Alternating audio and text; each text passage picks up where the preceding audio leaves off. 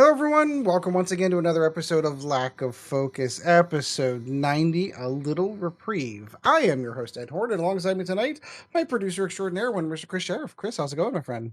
Good, thanks, Ed. We're all alone. We're flying solo tonight. Unfortunately, we lost Sean for the evening. We're recording on a non-standard recording day. Our standard, non-standard recording. Yeah, our standard of non-standard recording days, and we don't really have a ton to talk about as far as the XWing world is concerned. We don't have oodles of stuff to talk about, so pretty much we're just going to be going over some flight deck and just shooting the shit for a little bit. So, Chris, I'm going to let you kick off. I have a whole bunch of tiny little topics I want to touch on, so I'll let you actually talk about some XWing there at the beginning for our XWing folks, so then we can kind of move on for all the other crap. Because Ed's 40K corner, I've got an interesting topic I want to talk about, but we'll get there. It's sort of pseudo related to miniatures wargaming, so it'll work. Trust me. Yeah. I don't know what I've done a little bit of X-Wing, but not a great deal. In honesty, I feel like I've just worked a bunch, and Yeah, you're getting towards that holiday time of the year kind of thing where things start winding down. It's weird. I was sure I was caught up from everything from like being in the UK and then coming back and trying to get orders put in and then processed and you know what I mean? Just trying to get everything caught up. And then I was, that's everything done. I'm just back to normal work now. And then it's like, oh yeah, I actually have loads of work all the time. Yeah. Yeah. So I put in a bunch of extra, and I was like, "Oh no, this is just what I have to put in all the time." I remember now. But this is the normal grind that I'm used to. Yeah, last night I got in from work. It was just after 2 a.m. So I read for a little bit. Because when I get in right away, sometimes I can just fall right asleep. But sometimes I'm the same. Yeah. I'm the same way. So I've been reading Dune. I've never read it before. I've probably have seen. Is it with Frank Herbert? No, that's the author. The old, the David Lynch film, the '84 David Lynch film. I've probably have seen that, but I would have been as a child with my dad, so I don't really remember I don't know anything about the story other than it's a sci-fi classic. Spice is good. Yeah, sandworms. People have got blue eyes. Something deserty people. Guy called Paul. I don't know. It is considered to be one of the premier sci-fi franchises. Yeah. You will find a lot. So early Games Workshop may or may not have borrowed quite a few things. Yeah, I've heard that before. From Dune, just maybe a few. It's interesting you mentioned it because, of course, the new film, the Denis Nouveau, I'm always going to screw up his name. The new film that recently just came out. June 2021. I'm 2021. Yeah, Denis Nouveau. I'm never going to use his name. I'm going to butcher it, so I'm just going to stop there and can stop embarrassing myself. In preparation to see that film, I reread the book just to make sure that I kind of wanted to refresh my memory on what was going on that. I don't know if we've even had an opportunity to even talk about the film necessarily on the show. Have you? I think you and Sean started, but I've not seen it yet, so I have purposefully. It's not that I'm trying to not watch it until after I've finished the book. I had like one time I was driving back home, so I'll see if it's on at a cinema, and I'd like missed it by 20 minutes, so I definitely couldn't get in to see the start. Oh, you'd have probably got in there. They have 45 minutes worth of previews. You'd have been fine. Yeah, you know what I mean? It was past the point where I was comfortable risking, and then the next one started for like over an hour, and I was like, nah, I'm not. I'll just go home. It's fine. Oh, and it's like it's almost 3 hours. If you include the previews and stuff, you're in for a jaunt on that one too. Yeah. So I was kind of just waiting for a right time to watch it. I don't know. It was on HBO Max too for like the first week or so. I think they've had it on. It may still be up. I don't know. I want to watch it at the cinema. If you know, I 100% agree because having seen it, because I've seen it 3 times now. I saw it in the theater the week that it opened. I don't see movies I that they might. that they I'll tell you what. I'll go watch it tomorrow. How's okay. that? I'll I'd commit love to. to I'd taking love to some chat time with for you me about it. and going watching it tomorrow. And I think I'm on record of saying like the the David Lynch film, the '84 David Lynch film, was my first exposure. It's one of the rare occasions where there's a really popular series that I saw the TV show slash movie before I read the books, kind of thing. Mm. Uh, the '84 Dune film was absolutely that. I'd seen that movie dozens of times and loved it, and then read the books. And so, like, I'm one of those rare people that say, yeah, I get it. There are some things, the ending specifically in the '84 film, little bit off on where they were going with Paul's character, but overall, I love the film. I love the soundtrack to that. It's so good, and having read the books, I do believe that this current version is probably the better version of the story. There are some things I feel that were left out, some things that I felt that were probably important that they never mentioned in the story in the movie, which I don't understand why they went down that direction. And I also watched the sci-fi series too. Like, so sci-fi did the miniseries for Dune, and then they wrapped up Children of Dune and Heretic of Dune into like one gigantic little mini series. So they literally cover several hundred years of history over the course of that miniseries, and those are true to the books per se, but the it's the classic thing of, okay, so sci-fi did a series, and outside of Battlestar Galactica, I can't think of a series that they had a very high production value. Yeah. Like, don't get me wrong, like even like there were big things for Stargate too. Stargate was a cool TV show, but it didn't have a super high production value. It was very much like, Well, Star Trek every Next planet looks Generation. like Vermont. No, is it? So like Canadian forests in BC or something, isn't it? Like Vancouver or whatever. Yeah, British Columbia, Vancouver. Yeah, Yeah. where the entire CW films everything anymore.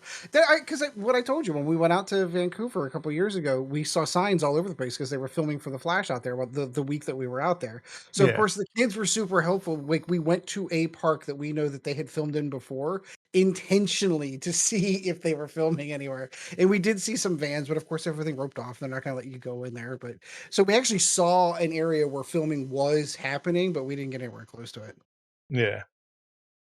But yeah, overall, I have to wait until the second film, which has been confirmed. They are going to do part two to complete the story of the first book, and then I I feel mean, like I'm so to me, I don't. Again, I've not read the book. I've not seen anything. I can't really comment. But to me, that's a good thing. That yes. like it's not like The Hobbit, where we're going to make this one book a trilogy. If they wanted to just cash in, you just squeeze book one together, squeeze book two. You know what I mean?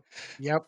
So it feels like they're approaching it in the best way they think that they will be able to tell the story, rather than a monetary concern. So Yeah, I no, don't I know. agree. Like, we'll Well, see. we're in a golden era of, as far as I'm concerned, storytelling. Because how many movies, if the producers at the time and the directors at the time, and the writers at the time were told, instead of trying to squeeze this down into a 90-minute film, you have 10 hours. And you can put that over 10 episodes on a TV show. You're not restricted with what you can say or what you can show, because we're going to put it on Netflix. And if you want to swear all the way through it, you can. Like, it's a very different era of storytelling. So, case in point, they remade The Stand on Paramount Plus. And if you ever get the opportunity to take a look at it, I enjoyed. I'm a huge fan of the original one that was made for TV. Even though I know it's Stephen King, they had to tone it down, just like they did with the miniseries. They had to tone it down because it is for TV. But I was a huge fan of that one, and I really did enjoy the retelling of it on Paramount Plus because they didn't pull any punches. There was swearing, there was nudity, there was all the stuff that was in the original Stephen King novel was in the book. I don't know that I would. I don't know that I necessarily consider the definitive telling of the story. You should still read the unabridged version of The Stand if you want the definitive telling of the story. But like, now you can do that. You couldn't do that before unless you did something like a mini series, like you ran over for a few days and it had to be on network TV and it had to get censored. Have you seen the pitch meeting for the Eternals? Yeah, about Yeah. that. So the oh, it's. I mean, do you not think that kind of trying to squeeze 10 characters or whatever into a movie? Do you not want to do a 10 episode series? No, 9 minutes fine. No, no. Well, and what kills me, like, I love that guy's work, I really do. The joke that he should have had in there is like, "Hey, don't you remember whenever everyone made fun of Justice League because they basically tried to squeeze in all these other characters that should have had their own movie but didn't, but we're just gonna throw them into this movie anyway, and you're gonna try to make them care about them, but you're not really going to? So yeah, let's redo that because that was such a good idea when we did Justice League. Let's just ugh. I don't I'm know, I'm I was really fine with the Eternals, if I'm honest. Like it didn't, I enjoyed it, but yeah, that was my when the last time I got to go was a choice between the Eternals and Justice League, not Eternals in June, and Eternals was shorter, so yeah. I did not see the internals yet. I didn't have I'm beginning to waver in my level of confidence in the Marvel Cinematic Universe in its entirety. And I think for me personally, it's just superhero burnout, to be perfectly honest with you. Like, so the whole Infinity Saga starting with Iron Man and working its way up until, the Infinity War, like that was a jaunt. There's a yeah. lot of material. There was a lot of buildup in there. And to me, I think in a it's something that had never been done before to be able to connect that many movies over that amount of time to come up with this amazing ending to the films to then try to follow that up. Like, I don't know how you do it. Like, I don't know how you build that level of interest back up. Oh, in the comic books it's super easy because characters never get old. Iron Man, like, Batman was written in 38, No, Superman. I know what you're saying. So like it's just as easy to, okay, now we're going to take, 12-year younger Robert Downey Jr. We're going to move on to more adventures with Iron Man. Like, no, you can't do it, Well, guys. Do you know I what I mean? kind of like, this is a massive tangent from where we were, but I kind of like the consequences. Yeah, no, Because I like agree. you have the argument that like for Marvel films, no one dies. There's no consequences to falling off a building ever, no matter what your character is. Mhm. You know, Yep. no one ever really dies. All like I mean we can take the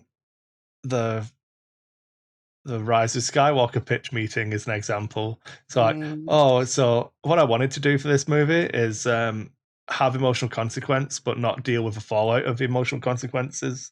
Yeah, we're So gonna kill Chewbacca, but not really. yeah, yeah. So Spoiler. immediately upon every time anything of consequence happens, I'm just going to undo it.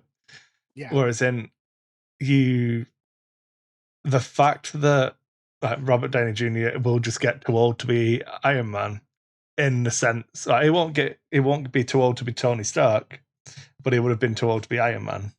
yeah. So So I you have to have that progression. Whereas in with the comic books, a series like Ironheart wouldn't necessarily do as well as Iron Man because there's no reason to need to move on from Iron Man. right. No, and I agree with But that 100%. I was a conspiracy theorist in between whenever Infinity War and the second part of the Infinity War films came out. Is I honestly thought that that was when Disney was going to use their ability with the snap to be able to replace those actors with new actors, let everyone finish out their contracts and start over from new. What I honestly it so much has changed from Disney's perspective on what they own. They now own Fox. They just got done announcing that X-Men 97 is going to be coming out, which is a direct continuation of I saw, the yeah, the the 90 cartoon. yeah, the 92 to 97 classic amazing. If you I can hear the music in my head right now. Yeah, exactly. They're going to pick that up right where it left off Can't and do any more continue on. because YouTube will just, done. Oh yeah, yeah, yeah. You can't go beyond that. Don't demonetize that. But so what's interesting to me is like I honestly feel like now that they have they almost have all of the pieces. The only thing they're really genuinely missing is Spider-Man in their universe, which I don't know. They should just bully Are, Sony. are they though? Well, okay, so I did not see the second Venom movie, but my understanding is that there is a post-credit scene that kind of alludes to a fact that they may be pulling those in. I know that there is some hubbub about it, personally myself, the only thing other thing that Sony's got going for them is the PlayStation. Like beyond that, their tech's going just sell it to Marvel for a gigantic price. Prop your company up for a few more years. I Take mean, some royalties off of it, whatever. But just give we it to we them. all agree that monopolies are bad, but sell everything to Disney. Okay, yeah. Well, Yeah. as far as the Marvel Cinematic Universe is concerned, as far as the Marvel Universe is concerned, not even the Cinematic Universe, it's pulling all of those properties together. Because legitimately, the Infinity Story should have had X-Men in it, and it didn't because Marvel didn't have the property at the time. Sony Yeah, did, I don't. or I Fox did. mean, I don't. I'm quite happy for them to be their own. I try not to. That's the comic book Um, purist in me. yeah, no, I So get. I had the same thing watching Let There Be Carnage.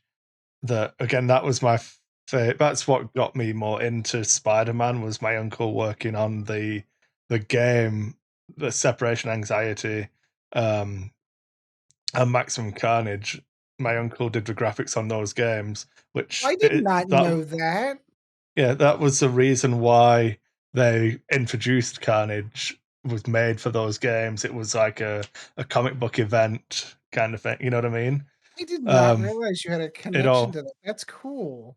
Um, yeah, I don't think you can see it, but like behind me, I've got the cartridge for the Sega Genesis version of Let There Be Carnage. I don't Yep. own a Sega Genesis anymore, but like I would have those were things I would keep. But like that was what got me into comic books. I think I had Batman books like the every year on Boxing Day because I used to have real trouble sleeping as a child for Christmas. I'd be so excited. Of course. Um, but my dad and my son would get me a big, like The the trade the paperbacks. yeah, but like where it wasn't like now all of the trade paperbacks I've got are a continuous story where it was just like hundreds of comics just Oh collated. god, yeah, no, Yeah, I had those. I did that for well, Superman whenever I yeah, wanted well, to. they're like stupidly thick. So I had like the Batman stuff They're and made out of like Joker the stuff. newspaper material, like this Yeah, really thick paper, but you got to read the whole thing. Yeah, yeah, I did the same thing with like the first 50 years of Superman. There were like 2 volumes of it. They were like that freaking thick, like 3 inches thick. yeah. I think I still have those here. Yeah. Oh, well, have we lost Ed? I don't know. Maybe we've lost him. Well, I'll just sit here feeling silly.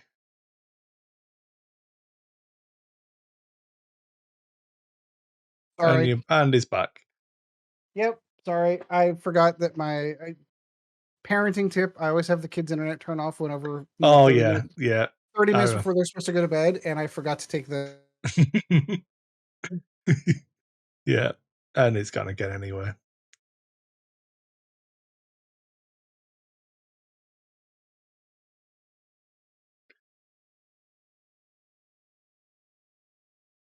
I'm just gonna check my emails while we wait, folks. Don't you worry. I'm gonna have to put these glasses back on, and got a headache. Oh no, I'm on my own. Big sad. And he's back. And with that,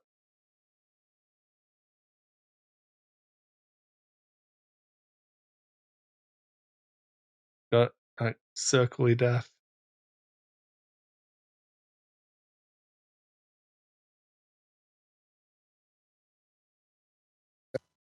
Oh, I heard you there. We're good. We're Oh, good. we're back? We're back? Yeah, yeah, it's good. It's fine. Discord freaks out whenever you disconnect like that, sorry. Yeah, it's fine. I wasn't concerned. Ah. But yeah, so I used to read those until like 2, 3 o'clock in the morning, trying to fall asleep. So that was outside of that. I had no real exposure. I think we spoke about this in the past. Mhm. I never did like comic books, but I do that, and I would only read them on like Boxing Day. Yeah. And then I'd get a new one for Christmas, which I'd read a little bit on Christmas Day, then play my toys, and I wouldn't really touch it again until the following year for Boxing Day. But I've had an on and off not Boxing Day, rela Christmas Eve. What am I talking about? Christmas Eve. And no one I've has had trouble an sleeping on Boxing Day, idiot. I have had an on and off relationship with comics over the years. I remember being a kid. Superman and Batman were kind of my thing, and that's kind of whenever the Batman animated series was really big. So of course you kind of wanted to fall into that. I remember reading Watchmen whenever it came out, and I still have my copy behind me of that whenever they did the gigantic trade paperback for that. I mean, then I go in and out of it. Like I remember reading The Walking Dead whenever The Walking Dead first came out, and one of my You mean biggest when they did a comic after TV show? yeah, the comic came out many well, and so all right, a little bit of piece of backstory. Whenever Image released that comic book, they weren't super sold on it. They didn't think it was going to sell because horror comics traditionally have never sold very well. So whenever Image agreed, Robert Kirkman, one of his agreements for doing Invincible was that he was going to be able to get to do this one as well. So they printed that completely in black and white. It's one of the handful of comics to this day that is still printed in black and white because originally they just didn't want to waste the money on the ink and coloring it. So you got the art on the front, but anyway, my point being is like, so I was in on Walking Dead whenever it first started, and one of my regrets in life, is at one point in time, whenever we were trying to buy the house that we're currently in, Walking Dead was in its heyday, and I sold my collections, which ran from issue 1 to 100. I bailed out on the comic book at episode 100, but I had all 100 issues of The Walking Dead bagged and boarded, read once, and then put into a bag. They were all in perfect condition, and they sold for a boatload, which really helped on the down payment of the house. But it's one of those things. If I had to do over again, man, I wish I could have that back. Yeah. I do still have my collection of Spawn from 1 to 100. That is still that's the one I decided to hang on to. There was Spawn. That's the one I decided to hang on to. Is it Spawn or Walking Dead? Well, the TV show is going to burn this out in popularity. Nah, we'll sell that one. I kept Spawn. Yeah. I'm just a Todd McFarlane fanboy at heart. That's really what it is.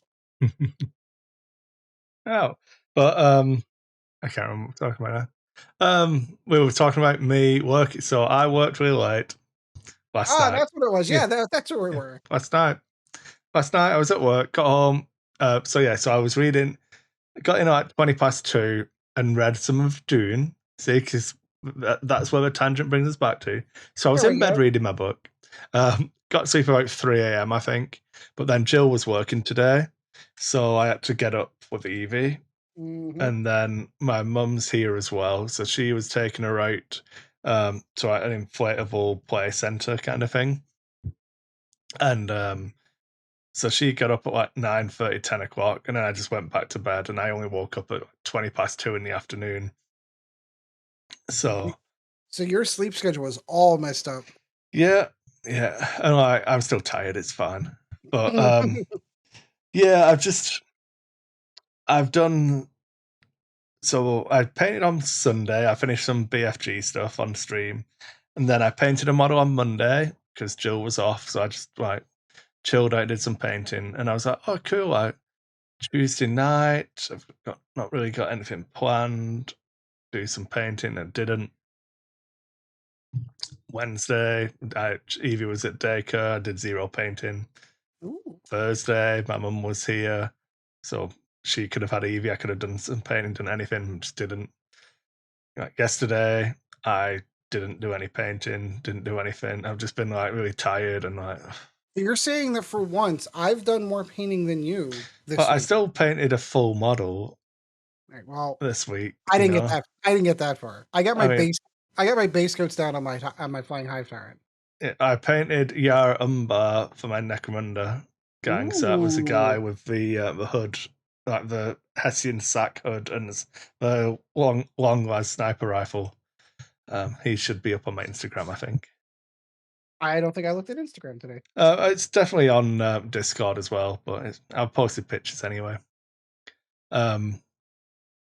But I've been meaning to do more and just haven't.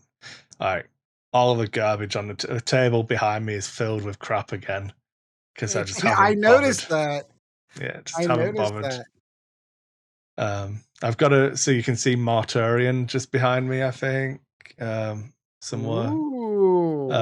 Are you working on that for commission or? So it's already done, but it was one of the first models I did for commission, so he sent it back. Now I did more to see if I could change it up, but then he's gone and sent me because I said just send it back. I'll take a look. I'll touch it up, any bits that aren't right, and then like changing the colors. And if you want it taken, and I'll do that for free. And if you want it like doing more, then we can talk about it. But then Right. he sent me a bunch of 3 Contemptor Dreadnoughts and like Ooh, 7 Death Shroud Terminators. I'm like, I nice. don't want to paint any more stuff for you. I said I'd do this because like I already started it, so I might as well do it how you want it. But I'm like, God damn it! But it's like here now. A guy lives in BC, so I'm not going to like not do it. I'm like, Yeah. it keeps doing this to me, like sneaking more stuff on. Yep. Well, and Mortarion, I'm sure, was not an easy project. Oh, I hate painting big things as well. Hate it. Despise painting large models. Yeah, I'm having the same, and not that because I don't think the Flying Hive Tyrant's even it's close, but not remotely close as far as the size comparison between Mortarion and that. But there's so much, especially whenever it comes to Chaos models, from the Games Workshop line. There's so many different little fiddly bits, and here's a little like so. Like my son right now is currently in the process. He got, I think I might have told you this story before, at least told the story before on the store, on the show, where Gabe snipered two Hellbrutes off of eBay. He got them dirt cheap. Mm. But those things there are dripping with trim. So it's Balthasar gold all over the place and little deep. Like he got Yeah, burned out. He hasn't gotten super far on it because he got burned out. He's like, I'm going to be here for 4 hours just doing Balthasar gold on this one model because there's so many little intricate details to get it into. So chaos models tend to seem to be that way. yeah, I'm not a fan. But what are you gonna do? They look great when they're done, though. Yeah, I like.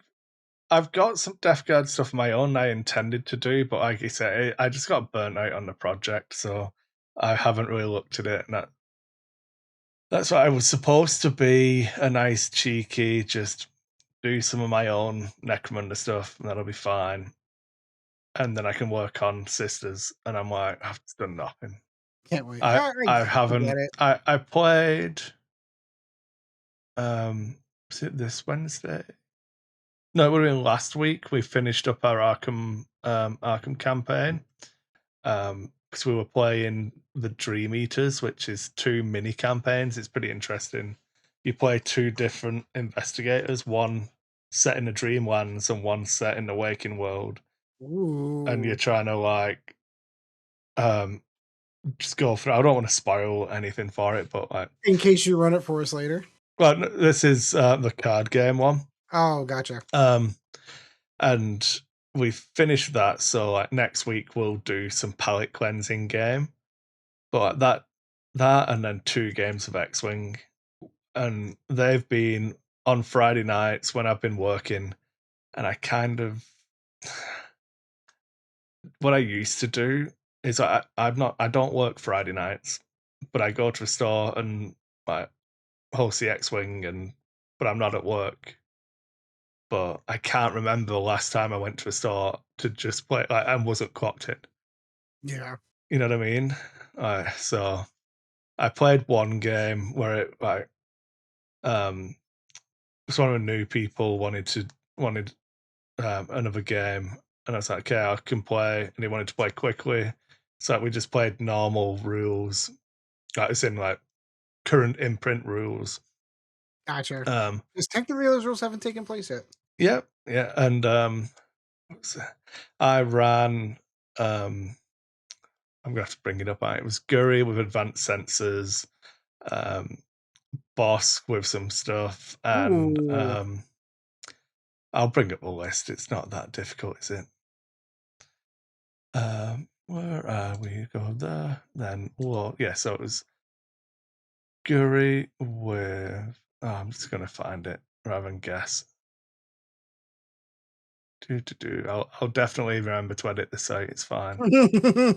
Or not. It was not a chance. This is the one. Scum Fun. So Guri, Lone Wolf, Pattern Analyzer, and Afterburners. There you go. Okay, so pattern analyzer, not advanced sensors, because you can't take advanced sensors anymore. That's the entire Mm-mm. point. Then Bosk with intimidation, Lando, 000, and BT1. And the Ooh. idea there is that, like, if you get an action, great. But if you don't, you get to, in the engagement phase, 000 is pick a ship at range 1. They either take a stress or you get a calculate token. Mm-hmm. Generally, people just give you a calculate Yep. because obviously BT1, if they're stressed, you change a hit to a crit, and then Bosk changes a crit into 2 hits. Yep. So So people you just really don't, yeah, people really don't want to take the stress, so they always give you a calculate. So then what I'll do, I'll focus and then get a calculate token, and Lando will actually spend any green token to reroll 2 dice. So you, even if they give you a calculate, it effectively gives you a target locked focus shot. interesting. And then I had non-worm and a jump master with an auto blaster and Dengar, just so I had a front arc and then Dengar to um, do damage on the way back. But he was running an initiative 6 scum list, and I didn't even realize because he had the wrong cardboarding on his jump master. He was running Dengar, but it was like an I2 jump Oh, master on the interesting. thing. It's my fault. I didn't ask. I didn't look at his cards. I just looked at ship because we're going to play quick. And he just shit rolled me.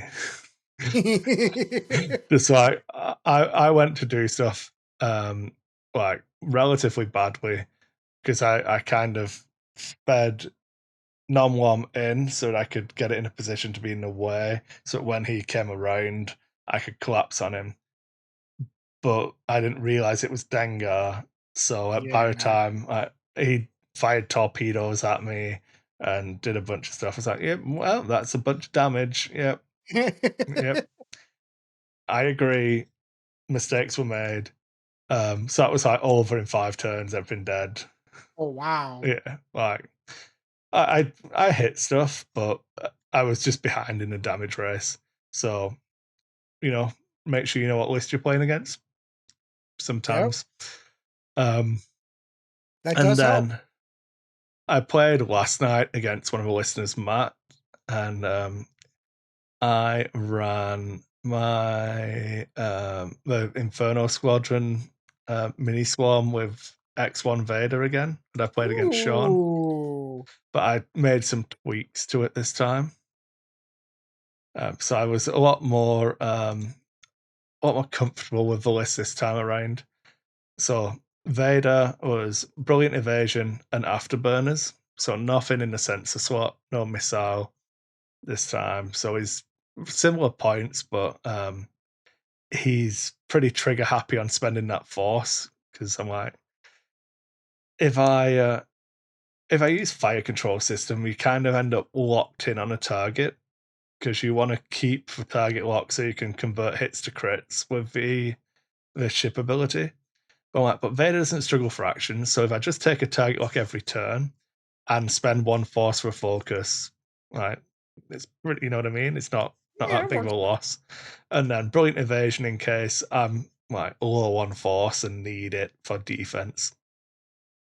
And afterburn is I think essential on the X1. Um, and then I had 3 points left after I'd done all 4 Inferno Squadron and put marksmanship on Sane Marana. Marana. Yeah, I don't know. I can't. I struggle with letters. There's too many consonants in that name and vowel, and all of the same vowel. So I just caved and put marksmanship on all of them because I was like, I wanted to have ruthless on Gideon. And I'm like, yeah, Gideon can be ruthless. He's rolling extra attack dice, so fuck all of the rest of Inferno Squadron. And I was like, no, that was like, discipline would be really good. I'm like, it would, but then I'd have to drop something off Vader. So I ended up just putting marksmanship on everyone. It works out whenever you get in the Bullseye. It's okay. Yeah, well, I played against Matt, and I don't know if you've seen the Discord today. We're having a bit of a back and forth 'cause we're talking about his play style, and he was running Hera in the Ghost, and then Ooh. two U-wings, so Cassian and Keijuso, and it's just like mega efficient. He joiced in and like lots of attack dice, but we were talking about it, and I basically went aggressive with the tie swarm at the start. He popped layer and zeroed with his U-wings. So then I was like, well, Hera's obviously going to come in now. So I just swept to the side to face Hera. He reinforced with her, so I was like, well, I'm not going to do too much damage.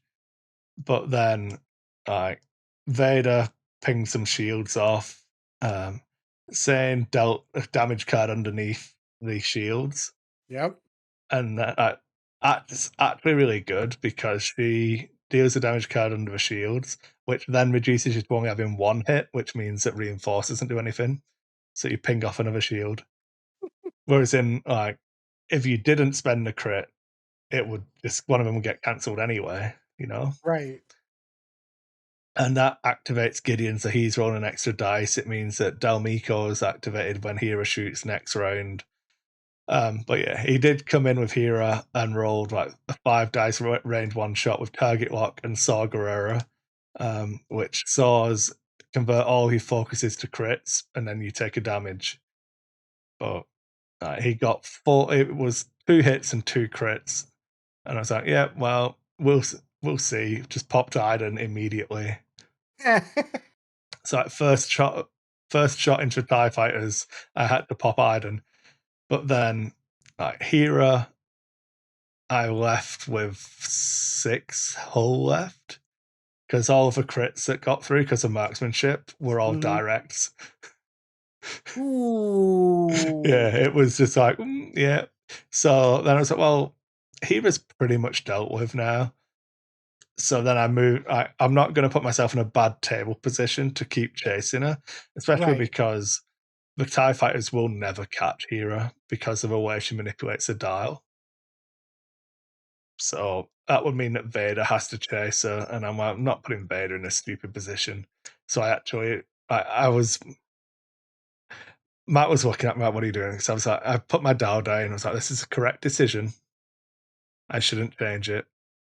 And then, so I was in a position I could hard 3 out of a fight and swing around and never be any danger of Vader. No matter what happens, Vader's going to be completely fine, loads of room, can pick his targets, never be in any danger.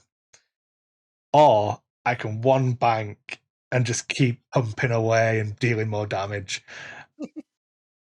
And I'm like, the correct choice, Chris, is you just turn out with Vader, and then the TIE fighters you'll grind with the TIE fighters, they'll do damage and die slowly. And then Vader will come in and clean up. If you get Vader into the endgame, you've won, it's all fine. Yep. But I want to do this one bank. Oh, I Oh really want boy. this one bank. Oh man, it'll be awesome. There's no way Hera will just be at range 1 of Vader and kill him. It'll be fine. So I put it down. I was like, Matt, this is set. I'm not changing it. Don't let me change. I'm not even going to pick it up and look at it again. This is the correct choice. Yep. Doesn't Don't matter let if me it's do not it. what I want to do. This is what I'm doing. And then I flipped it over. I was like, oh, you're turning out? It's like, of course I'm turning out. This is a correct choice. This is objective of a way that I should be playing this game. Yep. But I just wanted that one bank. Just like, oh, just keep shooting. It'll be all right. I was Well, so there's proud of myself though, because I played. If you objectively looked at the game, I did the completely wrong thing, but I knew it was the correct way to win the game. Because like, I'm not going to chase Hero. I'm going to turn Vader out, and I can collapse on Cassian, and Cassian is just going to get wrecked because he can't get away. right. So I let Hera get away. Hera got a shot off, and it doesn't matter. I've got Dalmiko at this point, so she did putting some damage, but then all my TIE fighters get to fire, and stripped um, I stripped Cassian down to like no shields, and then like Vader didn't shoot because I'd turned him out. And then the next turn, I was like, well, if I commit to staying onto Cassian, I'll be in a really bad position. But I can collapse on K2 next and then not get shot. So I collapsed onto K2 and like only took one shot that round, and like Vader collapsed on the same target. And I put him to having 1 health remaining. So I'd done like 3 rounds of shooting and I'd focused all my fire on different ships. Which is kind of how you wouldn't tell people to play. Yeah, that's like the exact opposite of how you, Yeah. but it makes sense. So that's a good general rule for X-Wing, which is basically pick a ship, take it off the board, move on to the next target. However, as you've clearly pointed out, there are some instances where that one ship that you're trying to take out can kite you into a position where it's like, okay, I'm going to set you up for these other ships to close in on you. And there is a correct point in the game to turn out of that situation and pick a new target. Even though it feels bad walking away from half points as it's flying over in that general direction, it is strategically the right decision. Yeah, and I was looking at the dot. It's like if I can't guarantee getting shots on the thing that I've just been shooting, but I can guarantee a really good range of shooting on this target. Mm-hmm. So if I'm avoiding more shots, it doesn't matter because like as long as my ships are still on the table and his ships are still on the table, it doesn't matter. If I'm shooting 5 times, he's only shooting once. I have to come out on top. Yeah. And it was interesting to play in that way. I was like, if someone asked me how you should play, this is exactly not how I would tell them. Yeah, it's the exact opposite. Yeah, like And I'm that's the thing gonna about general rules. There are always exceptions to some of yeah. those general rules. So I mean, it was good. I really enjoyed it, and then obviously I think I swept in and killed um I killed Hera and K2, so I think in one round. Because Hera had at this point Hera had 3 health left. K2 had 1 health, and Cassian was like had taken 1 damage or something. But it's like we got to a point, and I was like, yeah, we're probably done. We don't need to keep playing now, Yeah. which was really good to see. From I mean, obviously it's not good to see because you want to have a fun, engaging game. But like seeing Matt was like, yeah, this game's probably done now. Even if we played out, I'll get these points. And being able to work out How that, it's going. yeah, is good, especially like if we ever get like system opens back where like MLV is irrelevant because it's always if you're 5-1, you make the cut. If you're 4-2, you make the cut. The MLV within that is irrelevant, and then it's a knockout tournament. Right. Because what generally happens for X-Wing tournaments is the system itself holds you hostage in the game and stops you from conceding because your MLV matters. So Yep. you have to sit and play it out, and that's horrible. So hopefully, if we ever get away from that, that kind of thing will become more prevalent. Where you're like, yeah, well, the game should go like this, and this. So we're pretty much done here. But thanks for game. Do you want to play again later? You know what I mean? You just move on. And I think, especially for game nights, I think there's more value to be had from that than grinding out a full 12 rounds or a full 75 minutes, however you're playing at the moment. Yeah. Uh, No, I tend to agree. yeah. Don't get me wrong, I still feel that MOV has its place. I'm still a huge proponent of it for large tournaments because there has to be some way of distinguishing from top 32 to top 33. Like there Um, needs to be strength some strength of way. schedule is objectively better, but we don't play enough games for any of them to actually be relevant. Strength of schedule fails down in its face though whenever you have someone that loses 2 games in the first 2 rounds, say, okay, I'm done, and then they drop the rest of the tournament. It Yep. lowers your strength of schedule. That is a true statement, but that is a fault of the people. The fault of MLV is a fault of the system in that your MLB score is inversely proportional to your strength of schedule. Yeah, yeah, and I get Like that. the data literally shows that if you go through and compare what the strength of schedule from events were, I looked at it not too long ago when I think I was having a discussion with Chris Allen about how we was going to run an event or something. We were having a back and forth about MLV and strength of schedule and stuff. And um, yeah, I think if they pulled data from a bunch of the online events, and it is just inversely proportional. Yeah. So the lower, if you played weaker opponents, your MLV is higher. Like, who knew? Yeah. Once you think about it, it's stupidly obvious. And in that instance, is if that is true, is strength of schedule better? I think if all right, so all things being equal, in that a person who entered a 6 round event for day one or flight one, the way that they used to run like worlds or the Yeah, big like nationals events, all things being equal, if everybody played all 6 of those games, I agree with you. Strength of schedule would be the best system. The yeah. problem with that is not everybody does that. And that's something that it's always a feels bad moment for the player who won those games, because that is something that is completely outside of your control.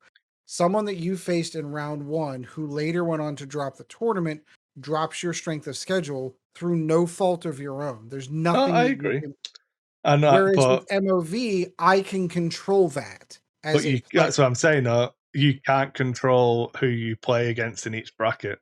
So if you No. play against this, like if round one, your round one's against Paul Heaver, and my round one's against little Jimmy, who's just picked up XWing. Mm-hmm. It, I can control how much I punish little Jimmy by. You can control how much you win against Paul by, but one of those things is not like the others. Yeah, I agree, but I think that that filters itself out as you start getting into higher rounds. But that's what I'm saying. It objectively doesn't because the data supports that your MLV score is inversely proportional to your strength of schedule. So what you're saying is there's no perfect X-Wing tournament system, Yes. is what you're Yeah. trying to say. That's Yeah. what. Well, that's what I'm saying. That's why I like the system. Well, even though I've never actually played in one, when you actually sit and think about it, it's like all you have to do is win your games. Yeah. I don't care. Like, and that frees up once the game's done. Being able to set like objectively look at the table and go, "This game is done. Shall we call it now?" And it goes back to the same kind of feeling that I got with intentional draws. That Mm, you you're gonna can reopen if that wound. well no, I don't not in the roll-up sense because like that's a different conversation entirely. But like once you've got to a point where you see that that's all right, and like I've seen I've seen meaningless games. Like you have seen this as well for everything. Like in a club night where there's literally nothing at stake, people will play out for 75 minutes.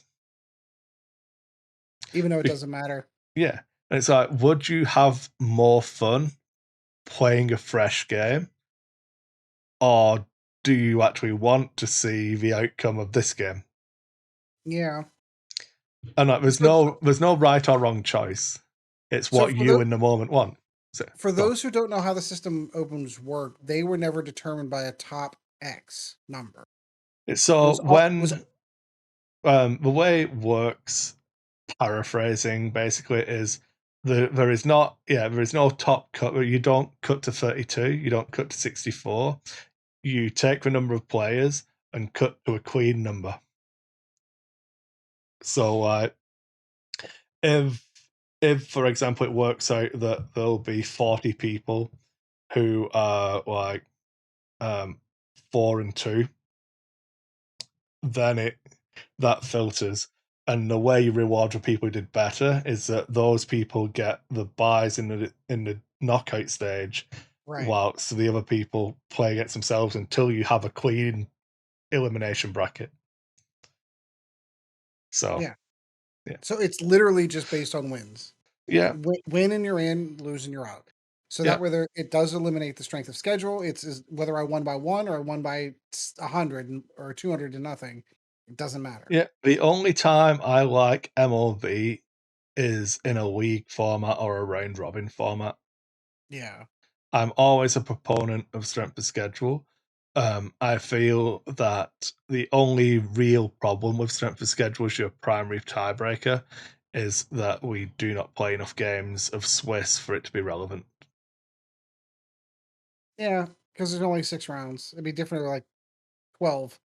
Yeah, and that's just the nature of playing miniatures games. You're taking systems that are designed from like chess tournaments with a much higher number of people in attendance that play games at a lot shorter time. You know what I mean? If we're gonna steal Uh, stuff from chess tournaments, I think they should steal how they rank people. Like again, we don't play enough games for an ELO system to work. not to determine the outcome of an individual event. I agree. To determine the attendance at that event, I would argue that we do. So you could host your local 6-man tournament on a Saturday at the store, and you could post those results, and I AMG could go, all right, this is the cutoff. If your value is this, you get an Yeah, invite to no, Worlds. I agree, and like I think the part of the problem with that kind of system is, that would, if the two of us were to objectively put in the same amount of effort, you would place higher than me, regardless of results. Because like, if I put a cap of I'm willing to drive 2 hours to go to a Mhm. tournament, I would get to go to one tournament a year if I could find someone else to host it. If you put a cap of being able to drive to 2 hours to get to a tournament, your number of events that you would attend would be higher, thereby increasing the natural score that you would get Yeah, regardless of it. yeah, all right. How Yeah. dare you interfere with this with real logic and stuff, damn it. No, I mean, but that's, I Good think that's the argument. entire point, isn't it? That there is no correct answer. There's making the best of the situation we have. And yeah, I'm not trying to poo-poo the idea of it. It's just that's where I mean, like when I don't think we play enough games, I don't think um so I'm going to use some esports examples now. Like a game like Counter Strike, which has got an open circuit where different tournament organizers will come in and have their invitationals and invite specific teams and have qualifiers. So you get to see um, different teams from different continents playing each other all the time, and you naturally get a filter. Whereas in a game like League of Legends, which has got a closed circuit run by a developer, where they split into like a North American league, a European league, where you only have worlds once a year, it's a lot harder in League of Legends to say objectively this team was the best team this year because if so, Don Kia shat the bed in the final and lost a three a 3-2 um, 5 game series. He went all 5 games and lost against Ugh. what was arguably a weaker team, and it because they just played better in that game. Does that mean that Damwon Kia were a weaker team for the year? Who can say? But because you'll only ever get to see the winner of the Chinese league play the winner of the Korean league once in the year for League of Legends, and that was in the final. Mhm. It's a lot harder to have the conversation. Whereas in Counter Strike, because it's an open circuit, the best team in Europe might play the best team in America like 7 times, Right. Get a so you little get a deeper better of a spread. pool. Yeah, Yeah, I can agree with that. yeah, but yeah, there it is. Does that cover you? I mean, that covers like 17 different topics, and we're like 50 minutes in. If we discount the time we were sat here going, did Ed just like decide to not play anymore? Oopsie, that happened. Yeah. All right, so real quick, let me get a couple of things out of the way. First of all, I had a dose of the Chris luck this past week. Gabe and I went up to the local game store on Tuesday, um, played some games. They hired, so this is something might be noteworthy. Technically, on the sign outside of the store, it says that the shop closes at 8. Ed works until 5. His current schedule permits him to be working from home at 5. So by the time I close the lid on my laptop, pack up the armies, get him into the car, swing by a drive through and eat food on the way up to the store, I get to the store about 6 o'clock. We have traditionally had employees that work at my local game store that are usually like that open close date is kind of nebulous. Like, oh, you guys are gonna be here till 9:30. Okay, great. So we've been able to finish almost every game that we've played so far. They have hired a new employee. The new employee says 8 o'clock the doors close. I did not know this until we started playing the game. We get into the game. Chad and I are playing against each other. Chad freaking rickrolled me on turn 1. Thousand Suns are so good. They are so. He had the most devastating psychic phase I've ever seen. Here's the thing that's kind of like a smite. Let me roll my D3 mortal wounds. There's 3. Hey, this is a super smite. There's 6. Like, legitimately, he was deleting units in the psychic phase before I'd even picked up. Because of their mortal wounds, and I have no psychic defense in my Necron army, there's literally, like, I'm literally just picking models off the board. Like, there's nothing I can do at all. But that's neither here nor there.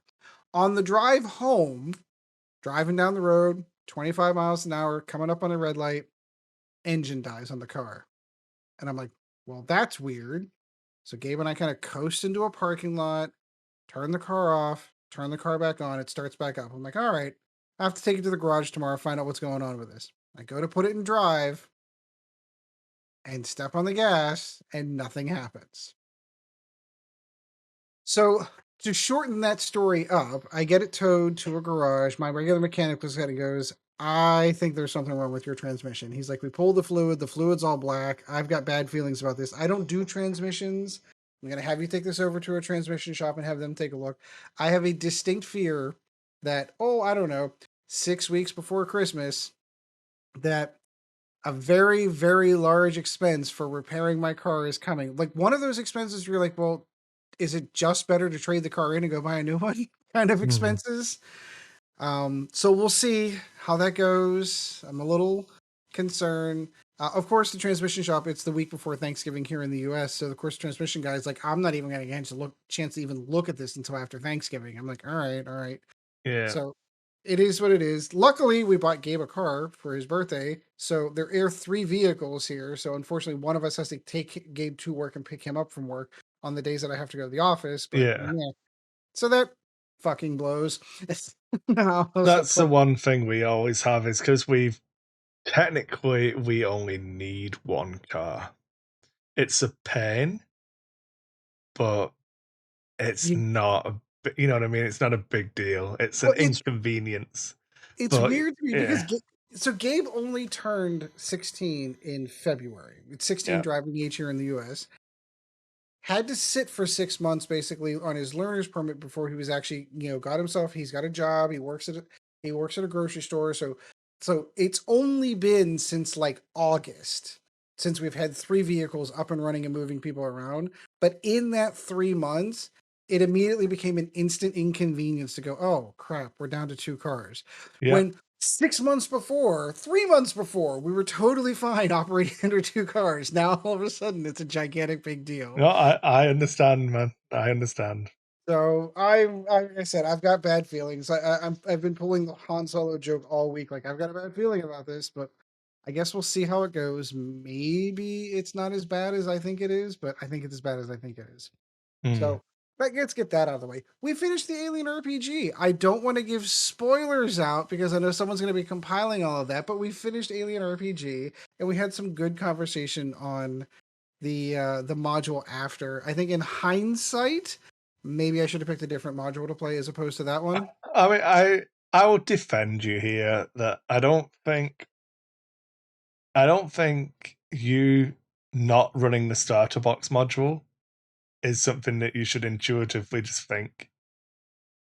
My criticism of a module has got nothing to do with you. It doesn't really swing in my head. And I was chatting with Greg about it, and his thoughts were like, well, but is that not just what the game is supposed to be, though? And I'm like, maybe, and Where the like, like, and not giving if away spoilers on the module, like, where the company man's kind of working on his own agenda for the company that may or may not necessarily be in alignment with the survival of the rest of the crew, for example. it just yeah, so it feels like a very PvP game, module, and if that is the tone that all of the games are supposed to have, it brings me back to that thing of that I don't know. And maybe it is the setting. Maybe if you're running a Colonial Marine game, it's a completely different feel.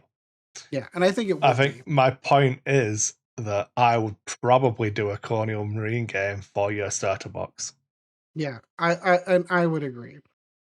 But So, in any yeah, case, so we did button up. I do get a chance whenever Chris does compile that and get that up on the Dice YouTube channel. We will be able to see the exciting conclusion to that one.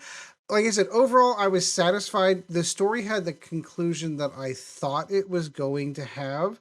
A lot I of the interest, disagree. a lot I of the did not think at the last hurdle that that would be the conclusion that it had.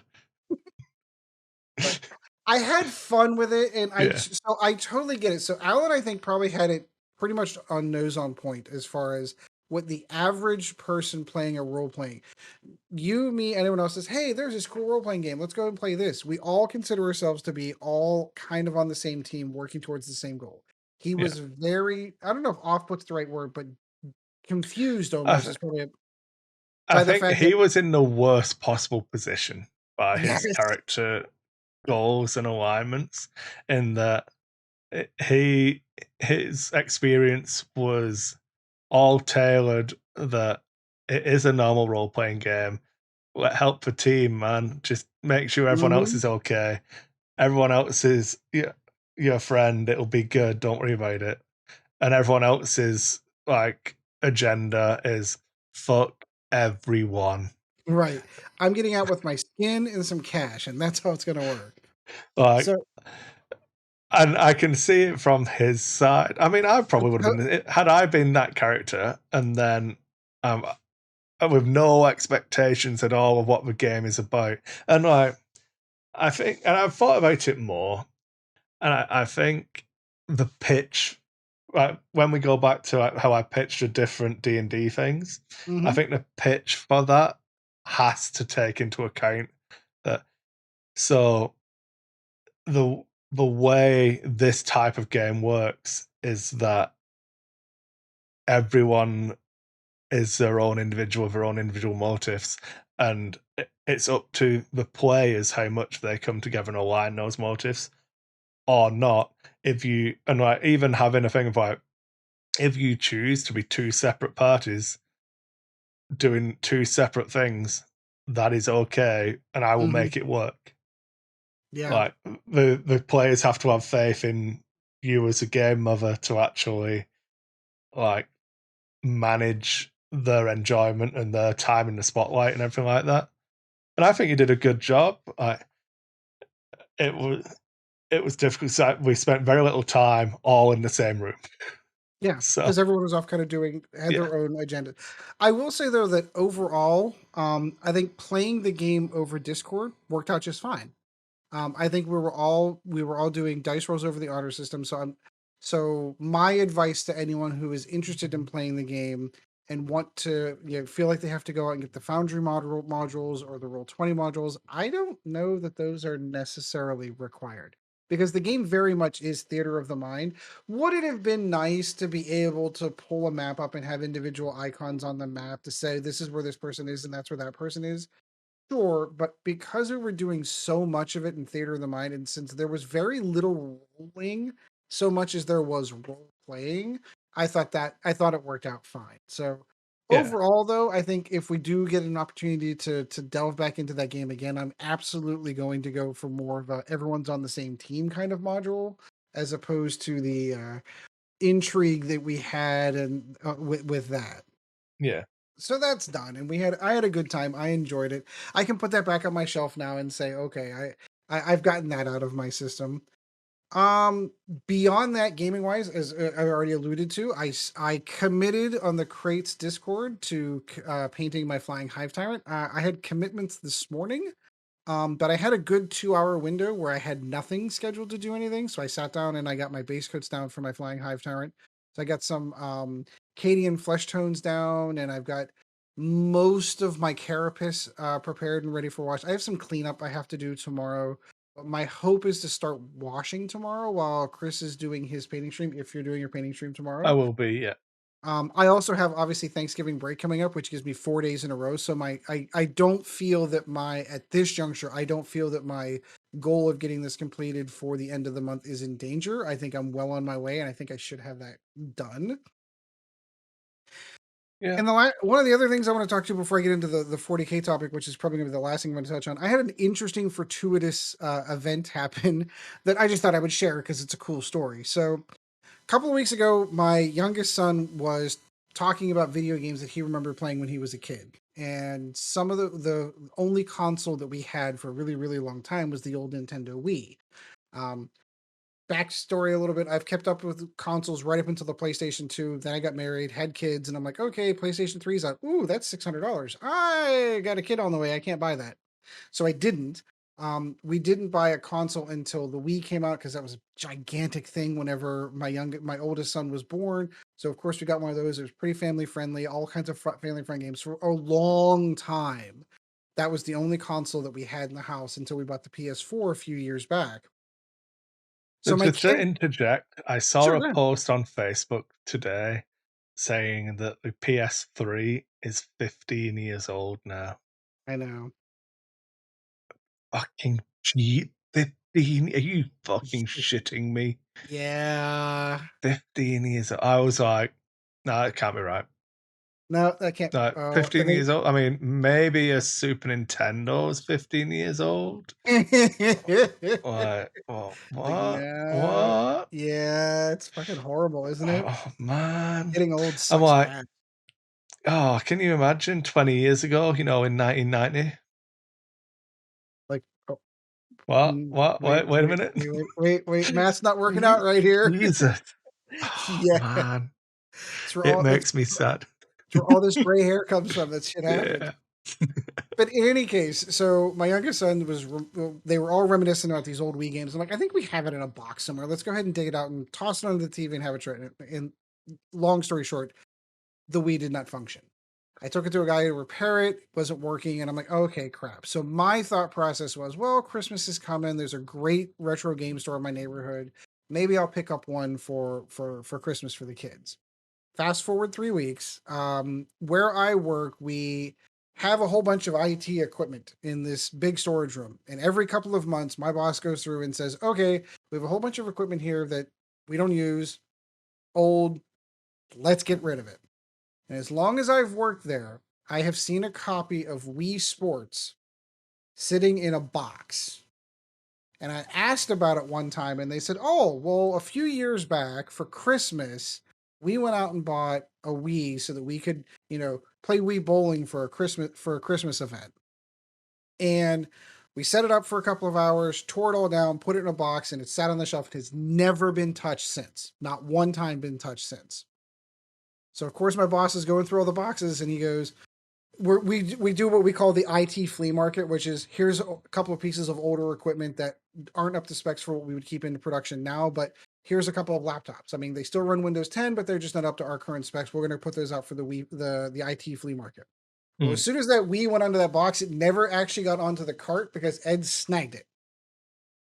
And I never looked and see what was in the box. I just knew that there was a Wii in there and that Wii Sports was in there, which is all I was genuinely interested in.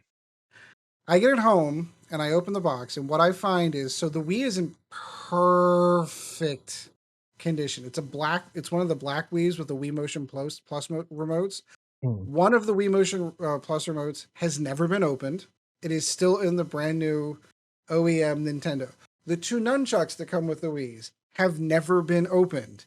They are still in the They OEM literally box told you they just played one game of Wii bowling and moved on with their lives. and moved on with their lives. There were 4 games in the box. Obviously Wii Sports was open, was still on the console at the time, but there was Wii Resort in there, had never been opened, and there was Wii New Super Mario's Wii sealed, sealed, perfect, brand new. And then one other game, I think it was like Glee with a microphone kind of thing.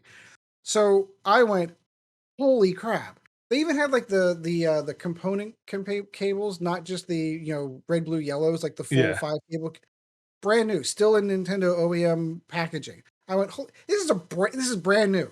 This is used for a Yeah. couple of hours and brand new. I'm like, holy crap. Ended up selling the the new Wii Super Mario Brothers sealed, got $120 for it on eBay, and took that $120 and just bought a whole bunch of used games on eBay. Because I'm like, I'm going to convert this one game into a whole bunch of new games. So we ended up getting like Smash Brothers. We ended up getting Mario Galaxy, all that fun stuff. So the last couple of weeks has been, I've got Wii Arm is what I'm getting at, because I have been doing Wii bowling with the kids for the last couple of weeks. I totally forgot how much fun that console was. But there was like, that's Yeah. one of those stories that you hear about, like, oh, there's this guy that Samba found de this thing. Amigo was our game of choice when we had people around. Ooh. The maracas. Ah, yeah. Yeah. I totally forgot that was the era of like the rhythm games with like the Yeah. Guitar Hero, that kind of thing. Yeah. Didn't do any of that. I think I got the Beatles Guitar Hero, but it just wasn't for us. But Samba de Amigo, making a fool out of yourself, dancing to Rihanna with your maracas, There you go. There you go. I'm gonna have to see if I can Would find it. recommend if you can find a copy of Samba de Amigo with you have to get the clip-on, like never rotting, never going in. Like if they go in a landfill, they will outlive the planet. Plastic orange maracas. I will have to see if I can find those. Yeah, I would highly recommend it, man. It's super good fun. But so at least if nothing else, that was fortuitous. Like I said, brand new system, so it's got. I mean, there you go. Like you lose on the car, you win on a Wii. Yeah, I don't know that it's a fair trade, but You take the trades you can get. yeah, exactly. Take the wins with the losses. That's how it works.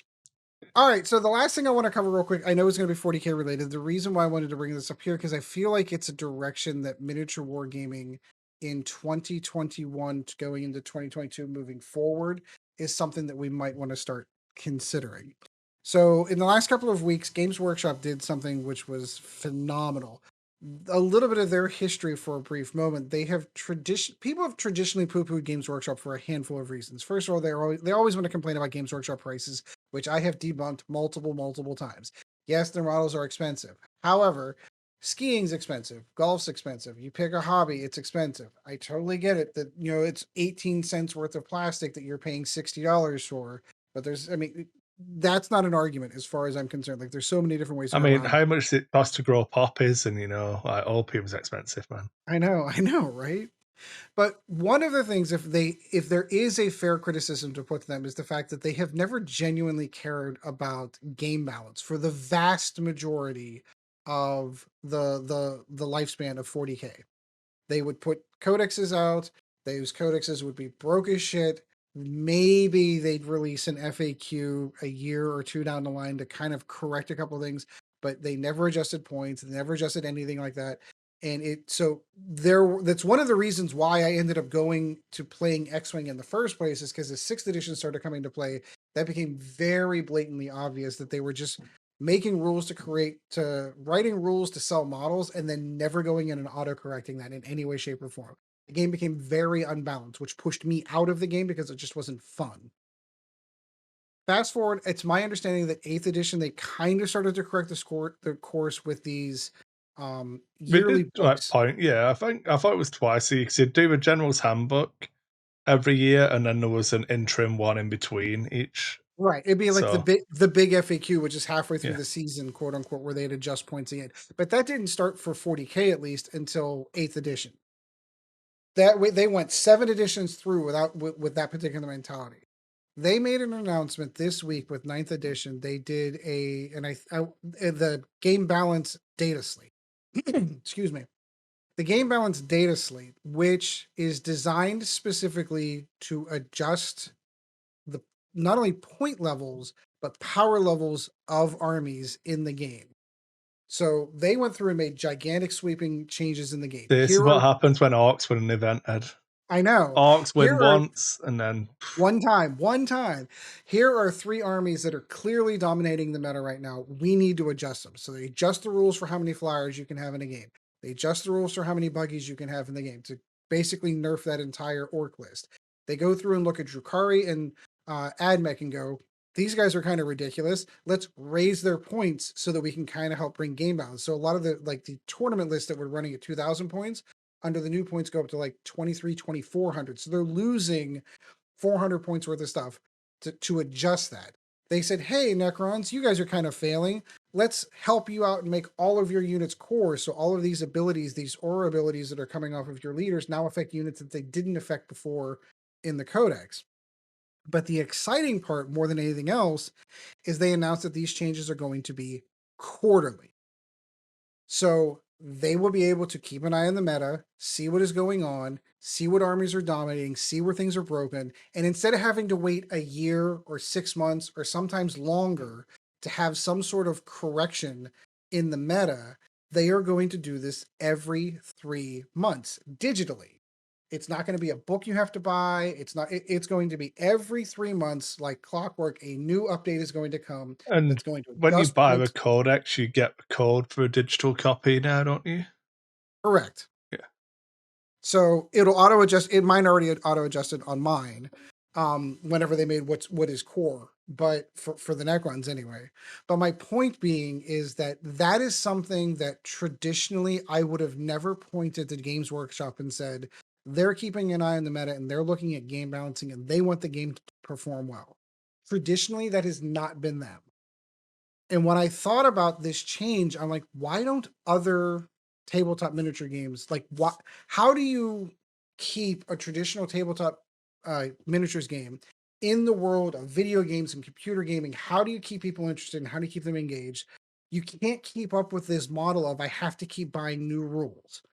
Like so the worst case scenario is like, so I bought a codex. My codex is from 8th edition. And then they did a Psychic Awakening. Well, that's a $50 book I've got to buy for 3 pages of rules for my army. And then, oh wait, How much is the story though? How many pages is the story? and I'm not disagreeing, and that's kind of the other counterpoint to that one. Is like, well, some people are trying to push in the direction of, well, Games Workshop should just eliminate codexes altogether, which I do not believe is the right answer. But those codices could just as easily be, here's the story. If you want the story of your army, here it is. But the points levels and the rules, you could release digitally. Like, you don't need that book. So, like, for example, right now, my Tyranids are in a position where they have an 8th edition codex. There was a Psychic Awakening that gave them abilities in one book. There is a new book that just came out, Warzone Octarios, that gives them additional rules. Now, they encompass the stuff that was in Psychic Awakening, so technically you can kind of mix that book out, but you've already bought the book. So Would now you like me to introduce you to a game called Necromunda? Do they do the same thing there too? I mean, I'll let you finish, but we'll circle back around, okay? We'll circle back. My point is that financially, it's already an expensive game to start off. It's a huge barrier to entry to say, hey, here's this cool army. If you want to play this army, you've got to buy this book and this book and then that book, and then every 6 months they're gonna you gotta keep up with the point. Like, it just seems like too much. There's way too much bookkeeping to knowing what your army can do. Where, like, way back in the day, this is my book and there's the rules and there's the points. That's it. If they did something in a more digital format like that, where it's, here are the points for my army right now. Here's the cool story. I can read that. That can sit on my shelf and I can read that. But when I'm going into an event, I have all the points and rules that I need at my fingertips. That's the general direction I feel that they should generally be heading.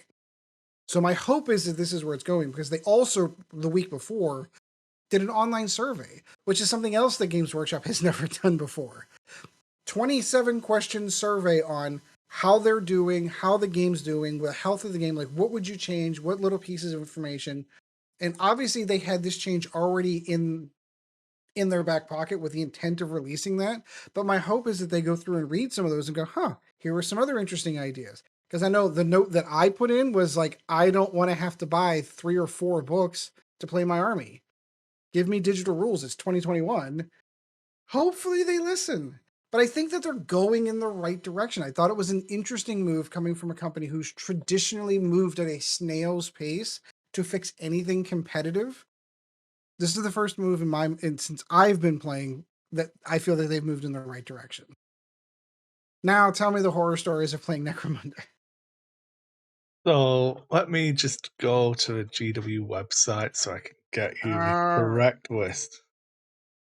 All right. So, I'll go through this journey with you. right. If you would like to play Necromunda, you can go out and you can buy current Hive War box. That comes with a nice thin rule book and tells you how to play, and it gives you rules for tying your games together. But there is no like campaign mode. There's no like. There's nothing of a depth that makes Necromunda. That's like the learn to play box. So you bought that and you're like, oh, I enjoyed that. Are they listed in the box game sets? Because I don't even see Necromunda on the top banner. Yeah, so you go box games and then like down There they are. underneath Adeptus Titanicus. Gotcha. I got it. Yeah, so you can buy the Necromunda Hive War box, and that gives you a bunch of terrain, and then an Escher gang and a Dulac gang. Yep, got it. Yeah. So if you that's fine, all and good, but or you can have the rule book for $70, $110. But if you buy this book, the scenarios are different to the Hive War scenarios, because Hive War plays on the shorter map, whereas in Necromunda proper, you can play in two ways. So Mortalis, which are 12 by 12 tiles that you assemble, so you can play on like an X-shaped board, or like you as long as your tile is touching the center tile when you place the next one, you can build weird and wonderful tables, so it's not always the same symmetrical shape. Blah blah blah. So realistically, you need this book to play proper Necromunda. Then, if you're not sure what gang you want to do, you might buy the Gangs of the Underhive book, which gives you like rules for all of the gangs, and like they're pretty generic. Or they now have a gang book for each, like House Cawdor, House Dulac, House Escher, House Goliath, House Orlok, House Van Saar. So if you wanted to play Goliath Ed, you'd go out and buy the House of Chains book. Right? So now you've spent $70 on your rule book. I think House 50. This is Canadian dollars. I should change it to US. 47 for House of Chains, $60 for the Necromunda rulebook, and $150 for the box set. So we'll ignore the box set because you don't need that. You're going to play at a store who's got the terrain. We're living the dream here. So you're paying $60 for that. So $107 so far. Right, and then you go out and buy your models, you convert up your gang, play your first game, and then your opponent goes, all right, okay, so we're playing in a campaign. Do you want to go and spend your money in a trading post? And you go, in the what? Because you knew you wanted to play Goliath, you didn't buy the Gangs of the Underhive book, because that's the only place where a trading post is.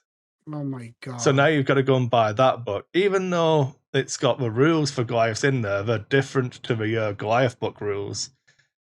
So you've got to you can play Gangs of the Underhive Goliath or House of Chain Goliath, and they're completely different. What? So the only thing you need from that book is the trading post rules. And then you play a little bit, you get all your territories and everything, and you're like, oh, this is going really good fun. And then it's just like, man, do you know, wish we could go like outlaw gangs as well, so I can go to a black market. And you're like, what? Oh yeah, so then if you go and buy the Book of Ruin, I believe it is, you get the rules for the Palatine Enforcers and the Corpse Grinder cults, and also rules for running outlaw gangs. So you now have a black market, but you can't go to a black market if you don't have a black market trading post. So you have to have that book. Oh my god! And then it's like, you want some hired guns. You maybe want to hire a bounty hunter. Well, did you buy the what's this one called? The Book of Peril. a book of peril. So if I go to play Necromunda at the store, my gang is in the cabinet. I've got dice, so I've got a little like small Tupperware tub where I've got my dice, and any models that I've not finished painting, I just throw in the dice tub, and then once I've finished painting them, they go in the cabinet in the store. All the terrain is at the store, so you'd think that I don't have to carry anything.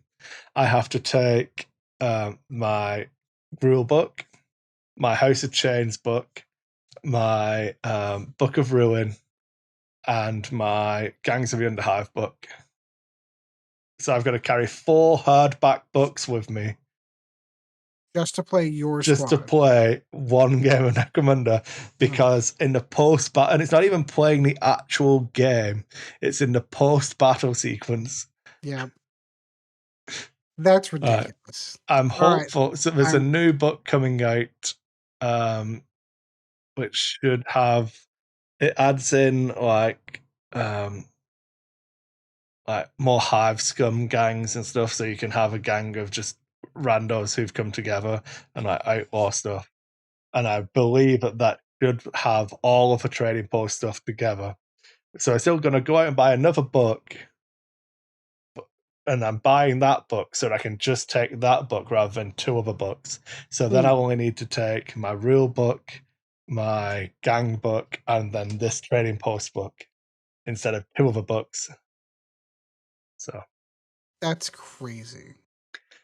So I guess it's just traditional Games Workshop for you then, doing Games Workshop things. I mean, it's different. Like the way it used to work was there was Necromunda, and it had all of like, I suppose this is the price you pay for diversity in your model range and in the rules. So they all of the gangs now feel vastly different.